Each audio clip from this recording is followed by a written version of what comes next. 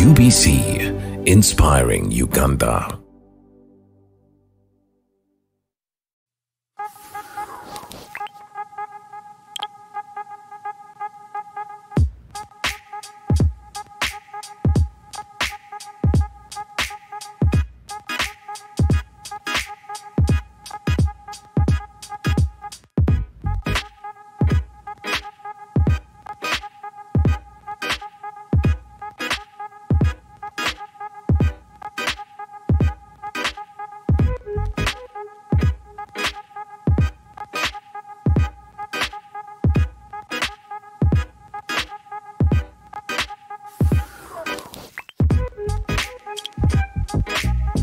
Good morning, Uganda. My name is Namdrahma Program My School. Thank you for watching UBC Inspiring Uganda. It's a Saturday. In today's episode, we have Mengo Technical and Business Institute, Nansana. They have a lot in stock, but let us first enjoy this music. Stay tuned to UBC.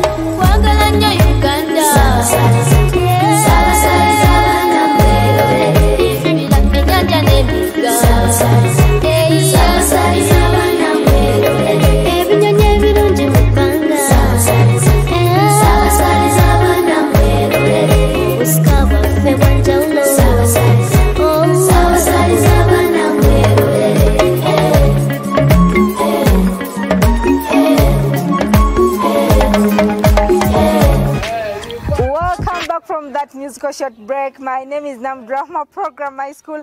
In today's episode, as I told you, we have Mengo Technical and Business Institute, Nansana. They have a lot in stock. In today's episode, they decided to show us how they train those students for a better future. Let's go there and we enjoy those practical activities. Stay tuned to UBC.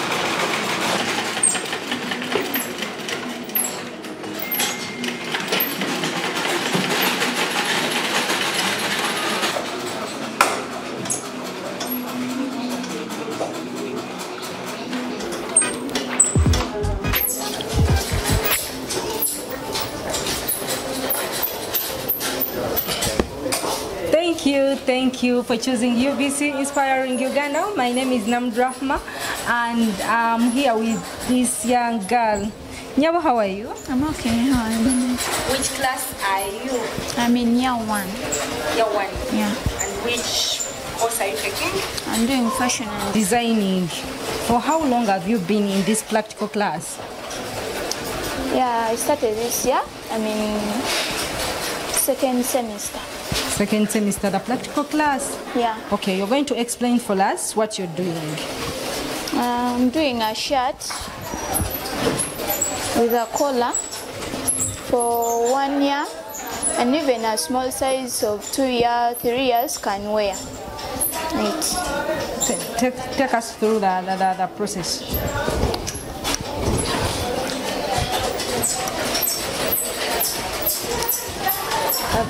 I've just started it. I'm from cutting. This is the back part of the shirt, and this is the cover. I was now putting the front part of the shirt. As you see, I've just started putting it. How long does it take you to come up with this shirt? So now, as I'm just starting, I can do it like for 2 days. For 2 days? Yeah. Okay. Thank you. Welcome. If we look around the world, it is all about beauty. And all of us, we put on clothes. That's why I have come up with the better idea of having fashion and design. It is my talent. I'm talented in this. It's a gift, yes. Okay. How long have you been in this class? This is my first year, 2nd semester. Tell me, which attires or fashions did you come up with? Like my first year now, if my client come like I can do a skirt, I can do the dresses, I can do the short, I can do the shirt. That is what I can. Hey. How long does it take you to come up with a shirt? A shirt of that guy? Like if it is, I start in the morning. In the evening I'll be done with it. Yes. Okay. Who inspired you to be in this class of fashion? No one inspired me. Oh. Okay. You can send greetings. What is your name? My name is Sabao Naomi. Naomi? Yes. Sabao? Yeah, Abao. Which side of Uganda are you coming from? I'm from Eastern. Eastern Uganda, eh? Yes. That is where? That is Teso. Teso. You're Yes. this side. Okay. You can send greetings to those people in our local language. Okay. Ata kerna Teso yoga kere. Eka kyo Teso Abao Naomi. Abuta go serere tingire. Koka ngala malale pakanye na Robert anachekala ominat. Ege na Emmanuel. Tokana tai machule tekai kana tena kere. Not forgetting my only sister, Sarah. That I love you so much. And most especially the staff of Mengo Technical and Business Institute. Thank you for your work that you're doing to us. We are so grateful for you. Okay, why did you decide Mengo in all technicals? It's because of what they are doing to the community. Did you come from that far to Mengo? Yes. Hey. I traveled all that way up to here now. Okay. Thank you so much. Thank you for your time.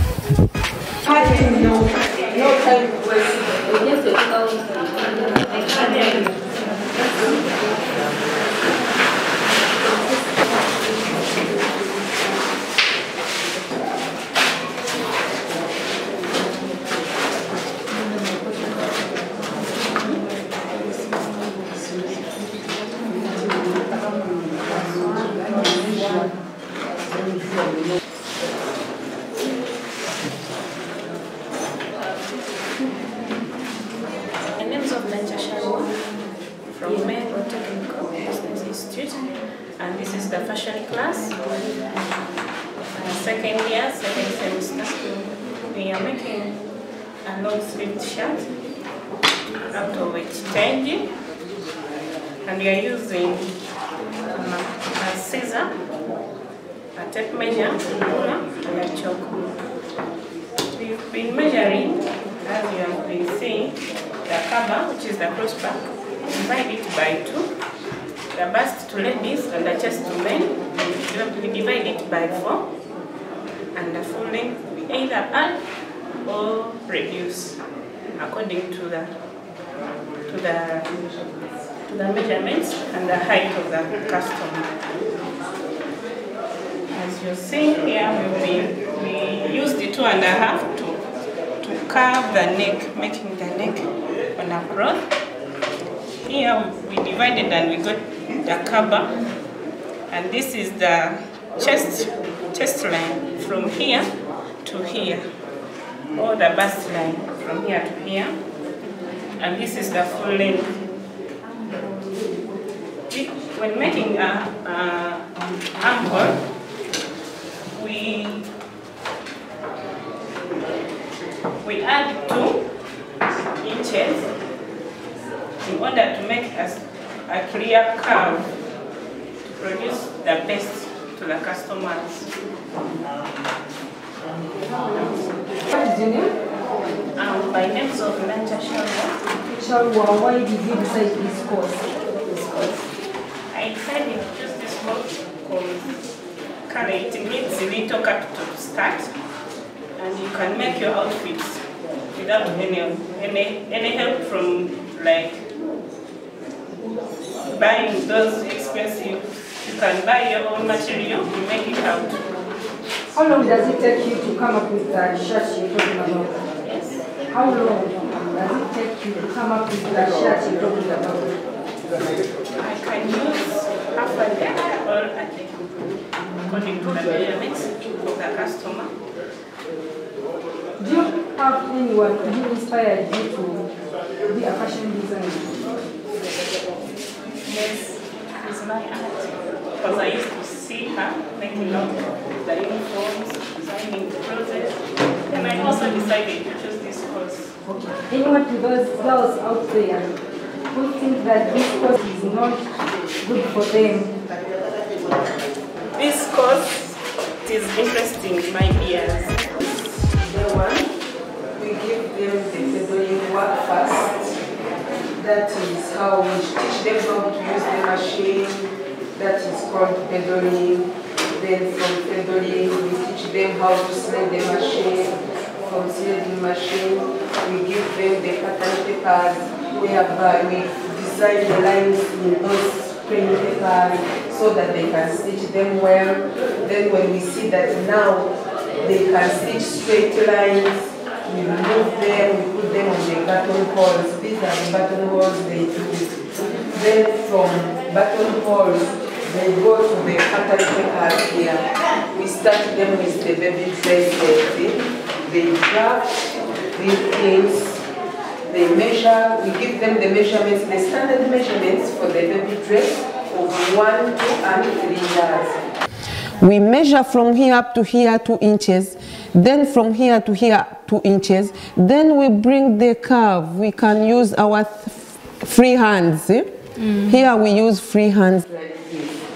Then from here, since we measured from here to here, this is 5, we get the ruler. What is the ruler? We get the ruler, we connect to here. We slant by a 1/2 inch. Then we slant, we bring this a 1/2 inch to connect on this angle. Then we go up again by a 1/2. Then again we connect on this angle. This is sewing allowance. Sewing allowance. Yeah, my name is Robin with Price. Yes, the procedure is like this. We first put some water before starting. Then we put shampoo.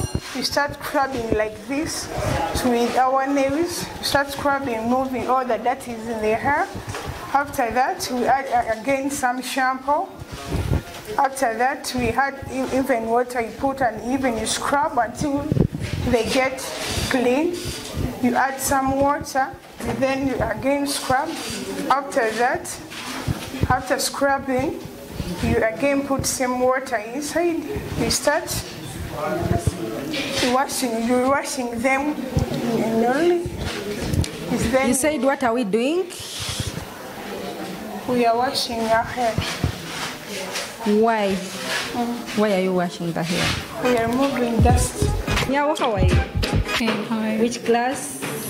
Cosmetology. Cosmetology. Yeah. Hey, what are we doing now? We are painting half pencil. Half pencil. Yeah.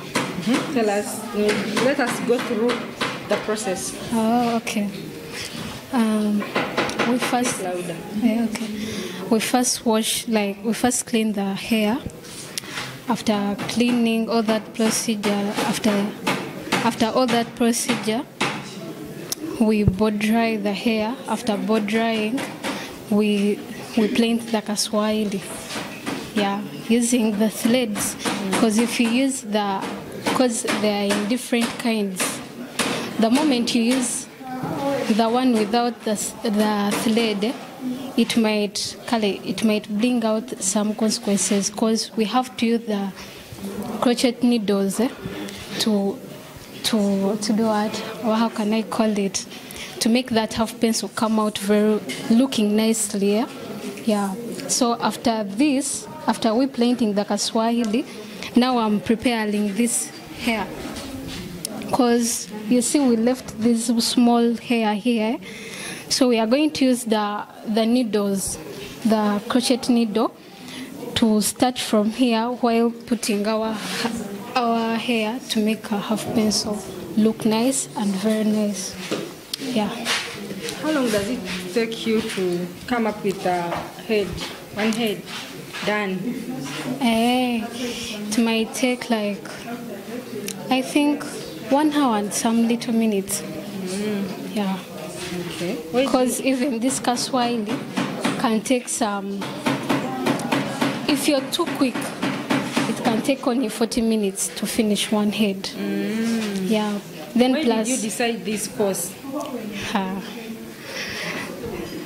Why did I decide to take this course?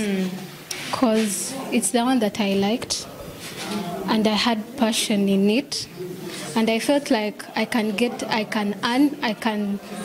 make my future bright doing hairdressing. Thank you so much. You're welcome. I'm called Nairo Jole, instructor Mengo Technical Institute and Business. Now, in theory, these students are doing concrete. They have the theory concrete, so that's why we came up with the practical, so that we can do practical part of concrete, and they see how we can mix the ratios, so that we can come out with the slab which we are going to put somewhere to bridge the. Now, ratio we are using here is 1 to 3 to 6, whereby cement jet kozesa, which we have put here, it was 1 part of cement, which we measured on this box, on this jerry can. So when we teach them ratios, so that they can know when they go to site, they know what to do. You keep on. You have finished there. Now you can come and mix water here.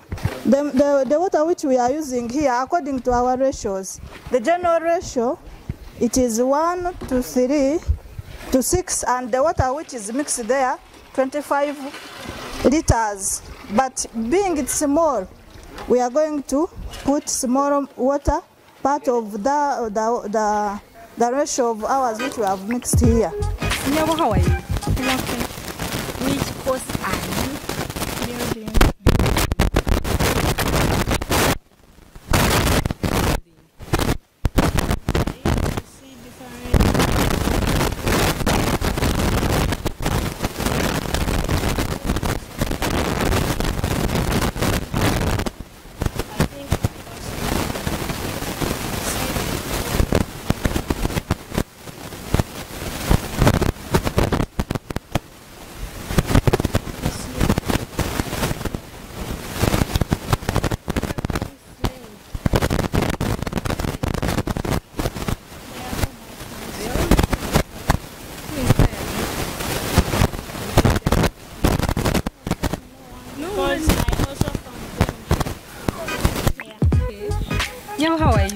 fine, thank you. Which course are you?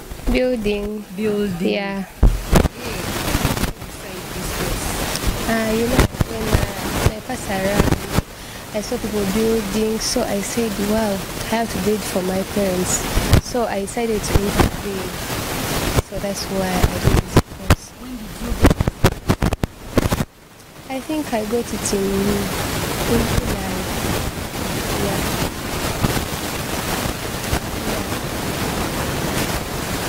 So far, I mixing, even making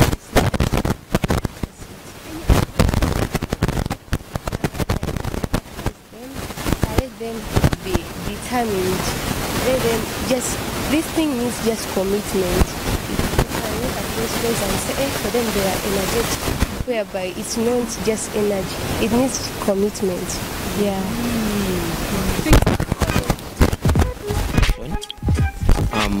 At Mengo Technical Business Institute. In the course of building and construction. Right now, I'm just going to talk about this steel work. So I'm holding this is called an iron bar. So we can use it when we are making columns and bases. In the building or a house, columns and bases help in the supporting of the building. In order the building to stand, we need to have columns first and the bases. So that over there, the down one, it's called a base. And this one standing is a column.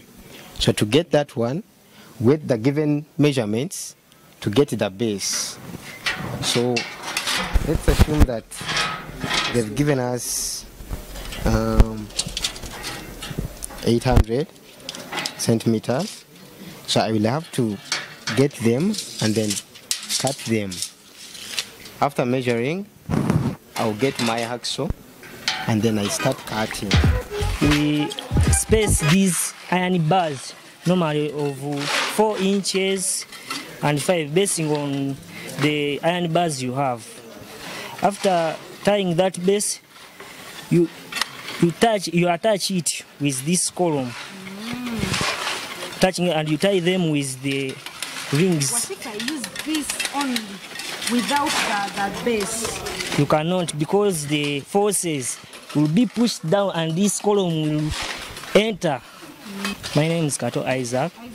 Yeah. How long have you been in this class of practice? I have spent 1 year. 1 year? Okay. Any word to our practical teacher? Our practical teacher? I cannot add any word because what she has said is what is enough for us.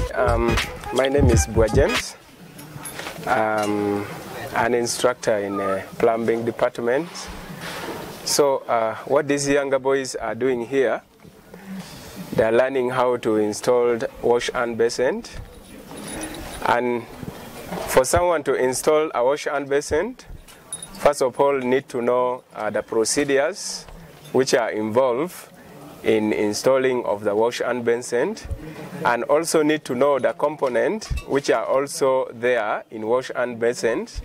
So beginning with is they have used the fixing height, or they have determined the fixing height, and then to determine the fixing height, they had to measure from the ground floor on the wall to a distance of around 812 millimeter. And then they have to mark, and then after marking, they have to put there the spirit level. Then after putting the spirit level, they are determining the flatness of the wash and basin such that they cannot have unnecessary slanting. It must be very flat. Then they also place there the wash and basin to determine the position of the hole which is on the wash and basin, such that they can mark on the wall and begin to drill the wall such that it can help to support the wash and basin on the wall. Now on marking the hole, he has to remove the wash and basin down and begin to drill the holes. So as he was drilling the holes, he want to support the wash and basin through the wall. So he had to fix those dowel which you are seeing there. So those orange rubber you are seeing is what we are calling dowels. So he has fixed it into the wall or through the wall, such that because of the nature or the appearance which is on it, is able to hold the wall from inside the farm. And then he's also fixing in those bolts, as you have seen. And then after the bolt, it has to be screwed inside the dowel, such that it can increase also the size of the dowel to hold the wall firm from inside. And he has mounted up the wash and basin. We can see him screwing using the nuts. So the purpose of screwing the nut from the back of the wash and basin is to make sure the wash and basin is tightened on the wall firm, which cannot be shaken. So as the dowel is also holding the wall from inside, it cannot move anyhow. So the nuts is also to squeeze the wash and basin on the wall, such that it can be mounted up well. So now they have already finished to mount the wash and basin. They are now trying to do the connection, which is called the waste outlet. And what they are doing, in the connection of the waste outlet, we have what we call the grating, that metal things there, which has to be from inside, and then the other white plastic one has to be outside at the back of the wash and basin with the rubber. The purpose why that grating is supposed to be inside is to intercept the entrance of some large foreign bodies which may come into the wash and basin and would want to enter through that hole, but in otherwise it can float or hang on the top, such that someone who is cleaning is in a position to clean them out, and then the wash and basin will remain clean. My name is Akaija Duncan. Duncan, talk loud. Yeah, my name is Akaija Duncan. Duncan, how long have you been here? This is our this is our second semester. Year one. Year one. Yeah. What have you learned? So far we are into the sanitary appliances. This is the hand wash basin. Yeah, so we use it to wash our hands and face. So as the training is trying to install it, and this is the process we are doing here to install the sink. Yes. How long does it take you to install one? So for now we are a little bit slow because we are adjusting. Panicking? Yeah, we are panicking. But it can, with time it will be like 45 minutes we shall be set. 45 minutes will be set. Okay. Do you have any girl who is your friend in plumbing class? Yeah. It's called? Right now who are around here? Or? No, your friend in plumbing class. There is Darin. Darin? Yes, there's okay. Darin. Send greetings to Darin. Darin's greetings to you. Yeah, she's there. He's your best friend? Yeah, she's my best friend. He's also active like you? Oh. Yeah, she is. Hey. Just shy. Okay, just shy. Any word to your practical teacher?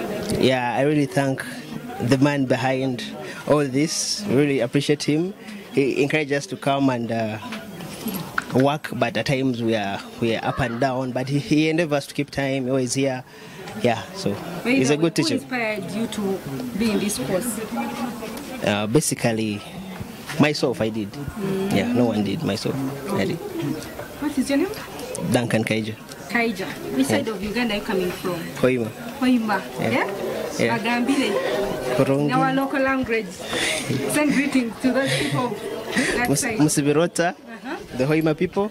Send greetings to Mukikuluzi. No, we are coming as plumbers. We are coming to Hoima to crowd that oil out. Yes. Thank you so much.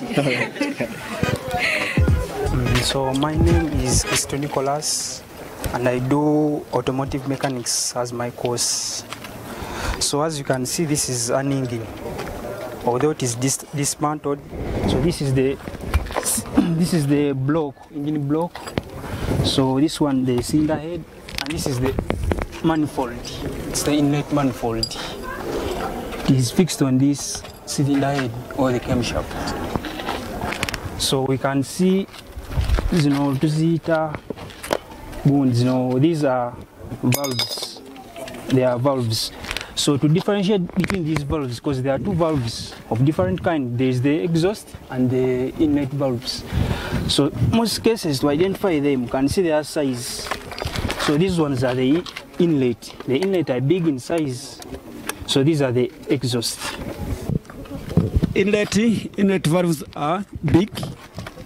So as the air mixture is entering into the cylinders, we don't need speed, or the velocity of the mixture should be down or should be slow.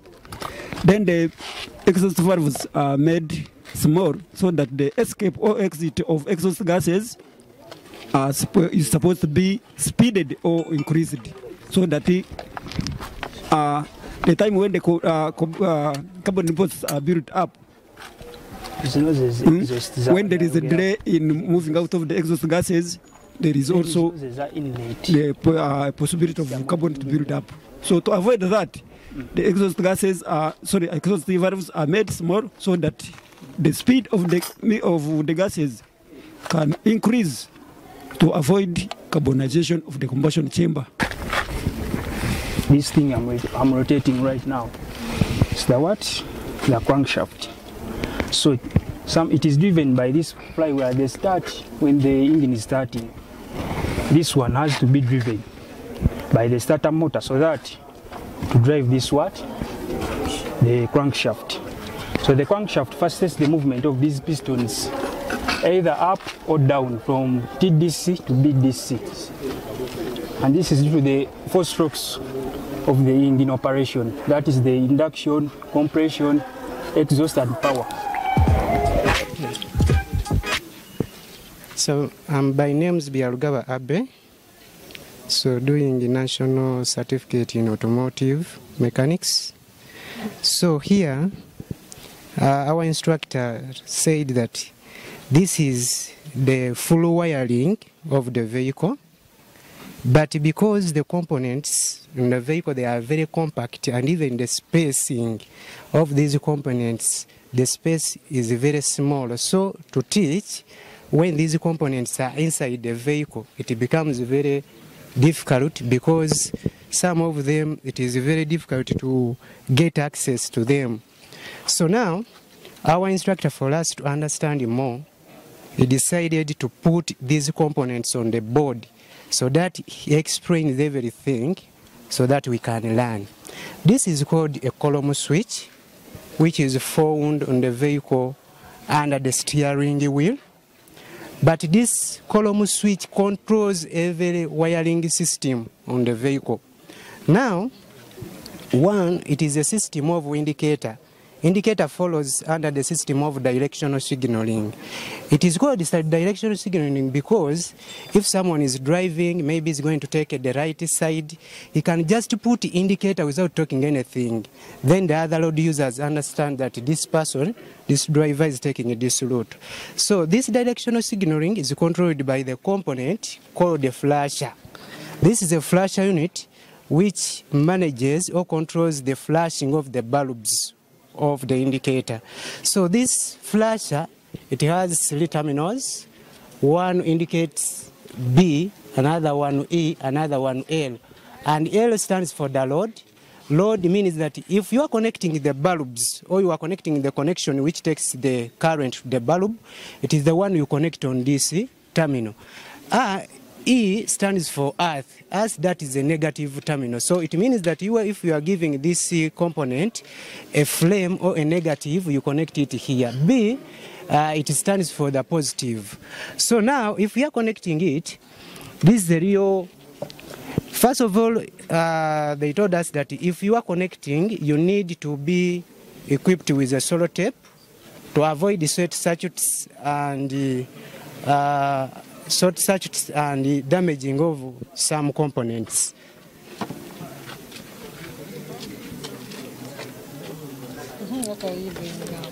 So now I'm connecting this flasher on the column switch so that the controlling of these lights, it is done using this column switch.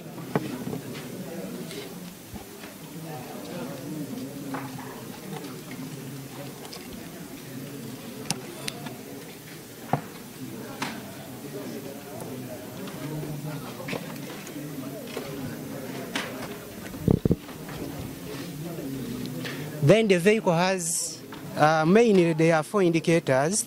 The 2 which are here front, and even the rear, we are supposed to be having 2 indicators, so that other road users who are coming from behind, they also know, and even the other road users who are coming from front, they also know which direction are you taking.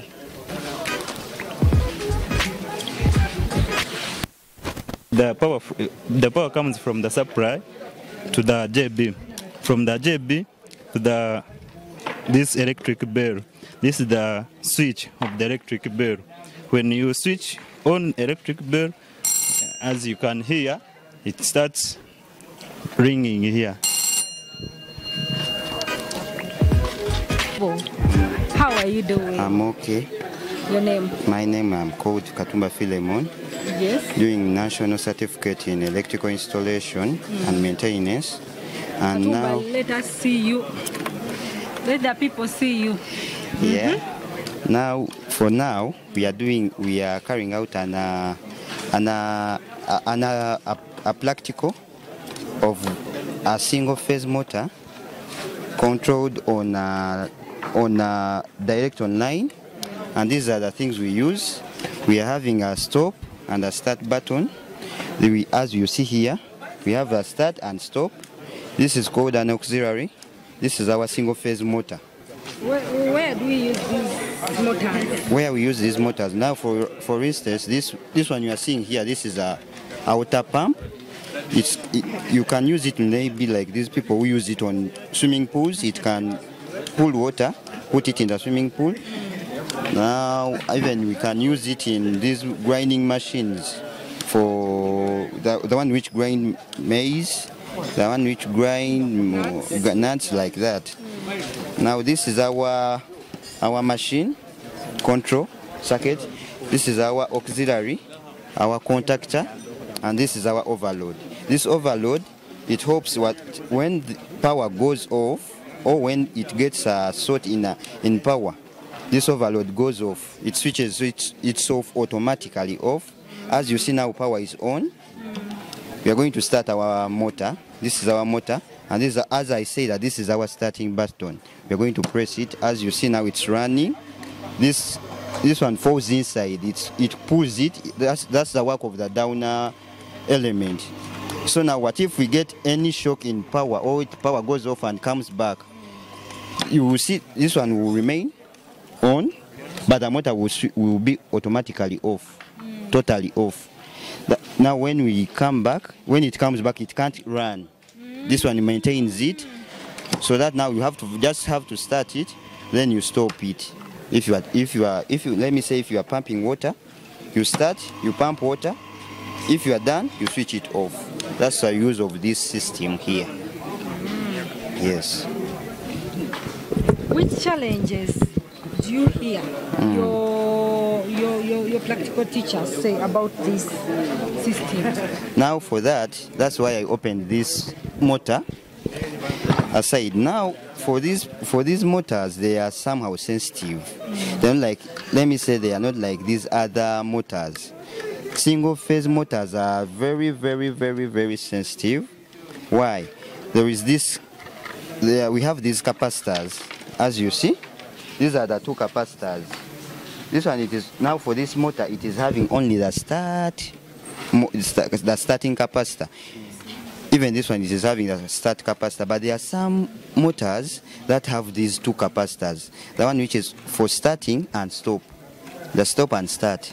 That's why even we control them using these 2 buttons. But for now, since we are using a single phase motor, we can use this 1 capacitor that is inside. But sometimes, for these motors are very sensitive. Once power goes off and it's connected direct on power, once it goes off and power comes back immediately, when it's in power, it can be burnt. Even this capacitor can blow. That can lead to even it can lead to fire. It burns itself, then it destroys the whole cables, it destroys the whole system. You end up with a short circuit in the factory, or in a home, or in a school. So these are the use of these capacitors and this system.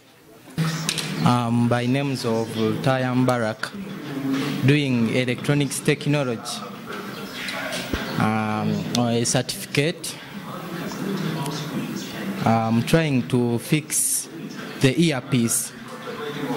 It had a problem with the earpiece whereby the client used to use the phone. He could pick up, he could be called, receive, but he could not hear the other friend that whatever he was trying to communicate to him. I was trying to fix the earpiece. So my name is Tuliasingula Daniel, majorly known as Maje, and I'm in the first year, first course, and began my semester in September. So I'm dealing with PS system, which is known as a public address system. This is a mixer, and it has different functions. First of all, it can be used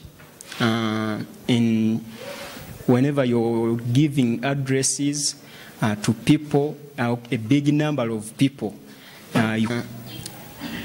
Whenever you're connecting it, you have to be with the cable. There is a certain cable, the other big one. It has been somewhere here, but I think they have connected it their side. It is put here, then power will be supplied. Whenever it is supplied to this mixer, then it will move. First of all, it has to move to this transformer. It is known as a step-down transformer. Then whenever the power is high, then it has to be stepped down by this transformer. Then it is transferred to these capacitors. These capacitors, that's where the power will be kept. Yeah? It will be stored here. Then it will be supplied to the whole system. The name is of Amani Albert, doing electronics technology year 1. Today I'm going to show you how I repair the TV. So the client bought the TV. It had a problem of dark picture. It was not showing well the picture. So I had to come on these two buttons. This is the focus, which focuses the picture, and this is it increases on the brightness of the picture. So I have to first increase on the brightness, then focuses the picture. What causes that? Like when the TV fall down and it adjusts itself. These pins sometimes they may be broke. They may be broken, so I have to replace the new ones. Yes, I'm by the names of Mengo Derek, doing the course of electronics technology, year 1, semester 2. A client brought me this television. It was not actually powering on.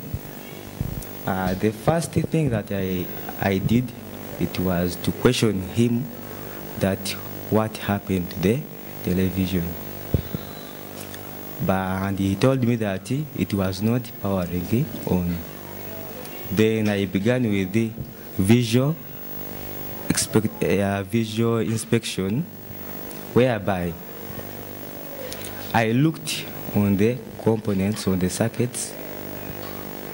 Then I did out troubleshooting to find where there is a problem. I realized the problem was on the horizontal transistor, this one. It was faulted, it was not functioning.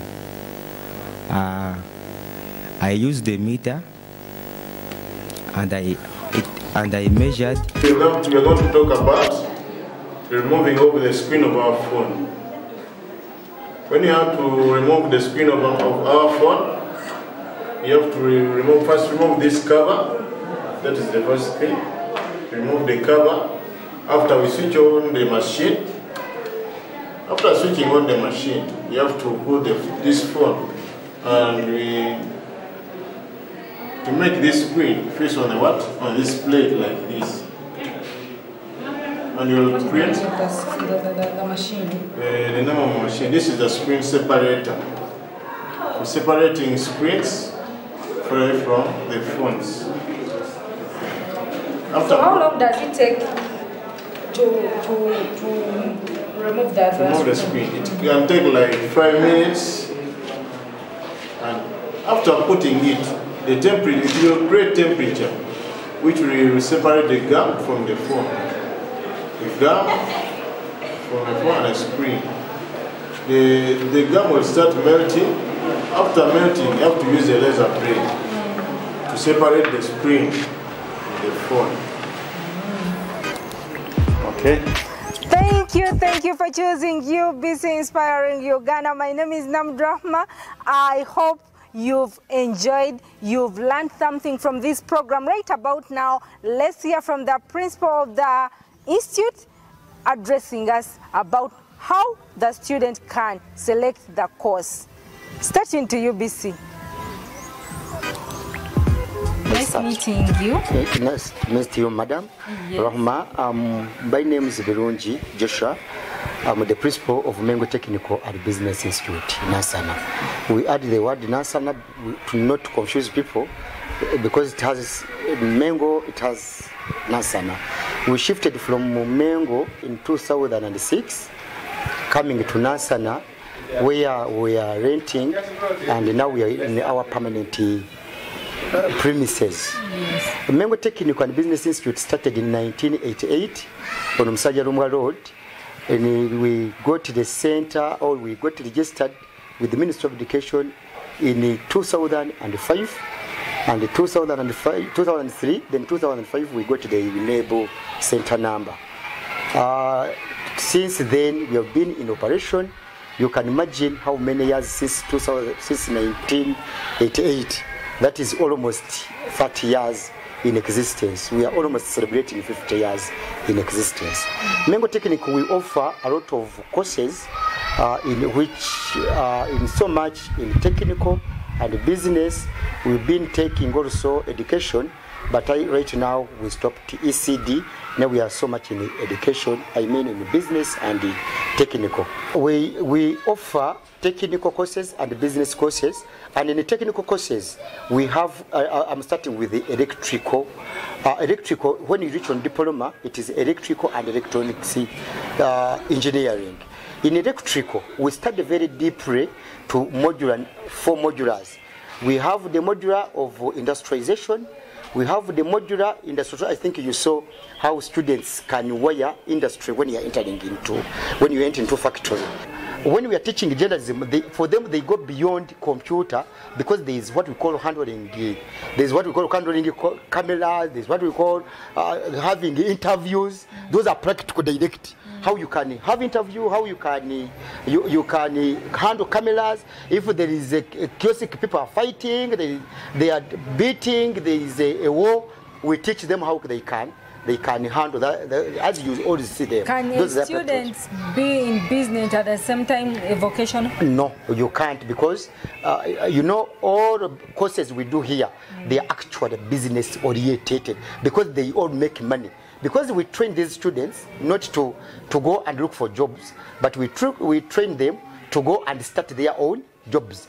So that's how Uganda is. We are trying to train our Ugandans, our youth, and more the people, to make sure that we give them. Can you tell the viewers the challenges you face in the student? In here, when we are in Mengo, yeah. The most and foremost is the government not supporting private institutions. We really call upon the President of Uganda, please come down and see these people who are serving on behalf of the government, because we are not doing this work. This work is for the government. It is not us who are supposed to be teaching these youth. It is the government, it is the work of government. We don't have any way. Someone was telling us that who told you to come and teach? Who told you to apply, you teach? It is true that government, you did not tell us, but you need to know that we are helping youth. The technical, you have around 80-something government institutions. In Uganda, we are around 400 and something institutions. It means that you can imagine 490 and 80-something institutions. It means that we are doing big work for the government. Government should come down and help us. Give us what to use on how you are being put on pressure. That's why I can advise our country or the government of Uganda. Then your last word to those schools who are vocations like you. I would want to have the attitude and start when you are doing something that you know that you can do better. As you are aware that TVET Council is coming out, my fellow technical institutions and vocational institutions, some of us, we are going out of the business. If we are teaching motor vehicle mechanics, make sure you can teach motor vehicle mechanics. You have the requirements of the motor vehicle mechanics.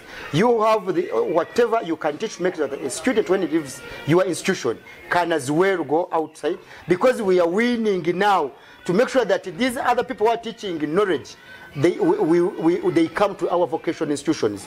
If we win them, if we say that whoever finishes in our technical has a job, then these people, they will not go to senior 6, they will be finishing senior 4, they come to our institution. My fellow principals, my fellow instructors, my fellow other people who are having the same job like the one we are doing here in Mengo Technical and Business Institute, kindly, let's be serious, train Ugandans, let them get jobs, and our Uganda becomes the better country to stay in. Thank you, Sebo. You're welcome. Thank you for choosing UBC Inspiring Uganda. My name is Namdrahma, program my school. That has been Mengo Technical and Business Institute, Nansana. Hope you've enjoyed. I hope you've learned something from this program. A big thanks to my crew guys, Isham Musa on camera, Ruben, my producer, Mr. Chomhead Fred, plus the UBC management. God bless you. We meet next Saturday.